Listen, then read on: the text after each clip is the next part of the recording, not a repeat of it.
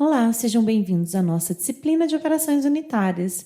E na aula de hoje nós faremos alguns exercícios sobre o dimensionamento de filtro de tambor rotativo a vácuo. O nosso exemplo 15 está no livro do Massarani. Projetar, então, um filtro industrial rotativo a partir dos dados obtidos em filtro folha de laboratório. Foi utilizada uma suspensão aquosa de CaCO3 com 5% em peso, ou seja, o C é 0,05. É desejado, então, uma vazão de filtrado de 10.000 litros por hora. Os dados do filtro de laboratório são uma área filtrante de 132,5 centímetros quadrados, o tempo de filtração para se formar uma espessura de torta de 6 milímetros foi de 163 segundos, o que forneceu, então, 950 ml, ou seja, centímetros cúbicos de filtrado. Esse tipo de torta precisa de lavagem. Foi feita, então, uma lavagem e o tempo de lavagem foi 130 segundos, de forma que o volume de água de lavagem foi 160 centímetros cúbicos. Essa torta também passou por um período de secagem de 150 segundos até atingir cerca de 81% de sólidos na torta. Outros tempos que foram contabilizados foram alguns tempos mortos e um tempo de descarga em 10 segundos. O tempo de um ciclo, então, é a soma de todos esses tempos, que daria 453 segundos, transformando, então, para minutos. O tempo do ciclo é de 7,6 minutos. Nós sabemos que um ciclo acontece durante essa uma volta que o tambor dá. Nós podemos agora calcular a rotação do tambor. TC é igual a 1 sobre o N, que é a rotação em RPM. Então, 1 sobre 7,6, isso significa que o nosso tambor deve rodar a 0,13 RPMs. Assim, agora, nós podemos calcular a fração submersa. Por quê? Porque nós temos o tempo de filtração e o tempo do ciclo. E nós sabemos, então, que essa fração submersa ela é proporcional ao grau de imersão do meu tambor dentro do tanque. Dessa forma, a fração submersa I é os 163 segundos de filtração, do tempo de filtração, dividido pelo tempo total do ciclo, de 453 segundos, o que dá aí 0,36. E 0,36, ou seja, 36% dos 360 graus, corresponde aí a 130 graus, que é o ângulo, então, de imersão. Então, nós temos uma fração de 36% imersa, o que corresponde aí a um ângulo de 130 graus. Agora, nós podemos calcular a razão de scale-up para esse filtro. Nós sabemos que para o filtro rotativo, Psi é igual a Q sobre a área. A produção de filtrado do laboratório foi 950 centímetros cúbicos em 453 segundos, certo? Dividido, então, pela área, a área em centímetros é 132,5, nós temos aí, então, 1,58 10 a menos 2 centímetros cúbicos por centímetro quadrado segundo. Então, aqui eu fiz uma transformação de unidades em que eu vou ter aqui a quantidade de litros que eu consigo filtrar por hora numa determinada área, certo? É só transformação de unidades, o que nos deu aí, então, uma razão de scale-up de 568,8 litros por metro cúbico hora. De posse desse valor do scale-up, nós podemos agora, utilizando a nossa vazão de filtrado industrial, encontrar quem é a área de filtração industrial. Nós temos, então, que A2 é a vazão Q dividido pelo Psi. Feito essa divisão, nós chegamos aí a uma área industrial de 17,58 metros quadrados. Essa é a área, então, filtrante necessária para no filtro industrial se realizar a filtração de 10.000 litros por hora de filtrado. Agora, nós podemos, então, ir no catálogo, pegamos aqui o catálogo da FEINC e vamos, então, encontrar essa área. O próprio catálogo indica que utiliza-se um fator de segurança de 20% para o cálculo dessa área. Então, a gente só pegou a área calculada, multiplicou por 1,2 e transformamos aí para pés quadrados, porque na tabela está em pés quadrados. Isso nos deu 227,1 pés quadrados. Nós vamos agora olhar aqui na nossa tabela, nós temos aqui a área filtrante, tá? Em pés quadrados. E de 201 já vai para 251. Então, nós vamos pegar a primeira maior aqui no caso. Então, agora nós temos uma área filtrante de 251 pés, o diâmetro de 8 pés, o comprimento de 10 pés, né? Dimensões do tambor. A área filtrante e a potência para acionar o tambor é de 1 HP e para acionar o jetador de 1,5 HP.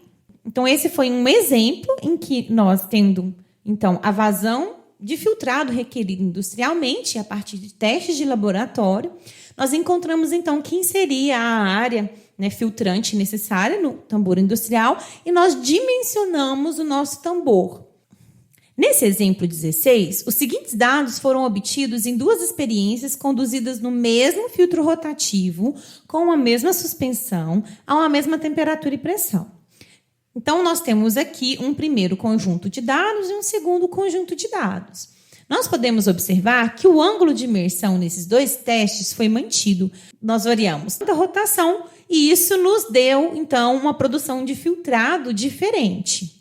Nesse exemplo, pede-se para determinar a produção de filtrado de um ângulo de imersão diferente, de 120 graus, e uma rotação diferente também da utilizada, de 0,6 RPM.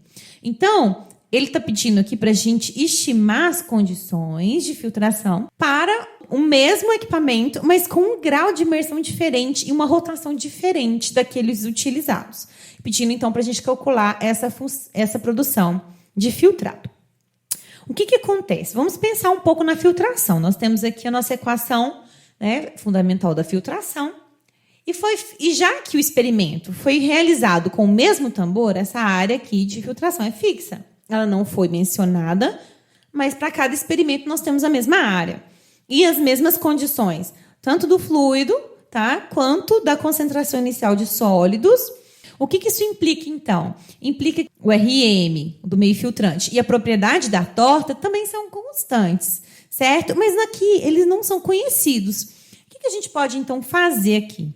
Vamos pensar. Lembram que isso aqui se comporta de forma como se fosse uma reta? Então, eu peguei tudo isso que a gente viu que é constante e chamei aqui de um gama V, mas tudo isso aqui que multiplica RM, que também é uma constante, que eu chamei aqui de delta. Então, dessa forma, o que a gente pode fazer? Agora nós vamos pegar essa equação e vamos relacionar ela com as coisas que a gente está variando aqui nos nossos experimentos. A gente pode lembrá-la das deduções que quem é V no filtro de tambor rotativo é a minha produção de filtrado Q dividido por N, certo? E quem é o tempo de filtração? É o I, que é a fração imersão, dividido por N. E se eu pegar, então, e substituir o V aqui, e esse tempo aqui, esses 2 N's vão cortar. A gente pegaria, então, chegaria nessa relação. Eu substituí aqui, ó, o T e o V. E aqui também substituí o V, certo? Porque sobre N. E a gente chegou nessa relação aqui. Porque independente da minha condição de imersão e de rotação, isso aqui é constante. Esse valor que a gente colocou aqui, ó, ele é constante. Então, agora a gente só precisa encontrar quem é esse valor. Certo? Para isso, nós temos quem? Nós temos 2 pontos aqui. O ponto dado pelo conjunto de dados 1 e o ponto dado pelo conjunto de dados 2. Isso vai me dar, então, 2 equações. E, por meio delas, eu consigo calcular quem é esse parâmetro delta e quem é esse parâmetro gama aqui. Obter essa relação aí entre I, Q e N. Então, a gente sabe que, para a situação 1, né, o primeiro conjunto de dados, I vale 90 graus dividido por 360 graus, certo? Dividido pela vazão Q, que é 450. Isso é igual ao parâmetro, que é o coeficiente angular, que multiplica Q, que é 450, dividido por N, que é 0,25, certo? Mais o delta. Ok, temos a equação 1. E agora aqui, nós vamos fazer a mesma coisa para a situação 2. Ó, nós temos os mesmos 90 graus. Então, 90 por 360, dividido por quê? Que dá 550. Dividido por 550 é igual ao gama, que multiplica Q, 550, dividido por N, que é meio, mais o delta. A gente tem, então, um sistema com 2 equações e 2 variáveis. Resolvendo, então, esse sistema, nós encontramos aqui quem é o valor do coeficiente angular e quem é o valor do coeficiente linear. E nós sabemos que, para uma terceira opção, esses valores vão continuar constantes. Nós podemos agora substituir eles aqui na equação, certo? Eu sei que I sobre Q é esse valor que multiplica Q sobre N, mais esse valor do delta. Dessa forma, agora, a gente pode pegar essa equação deduzida e aplicar ela para o nosso terceiro conjunto de dados. Aplicando, então, para a condição industrial, nós sabemos que o I vale 120 graus, dividido, então, pelos 360, e que o N de rotação é 0,6. Substituindo isso, então, nessa equação aqui, nós encontramos um Q de 714 galões de filtrado por minuto, né? Lembrando que aqui, ó, a produção de filtrado está em galões por minuto, certo?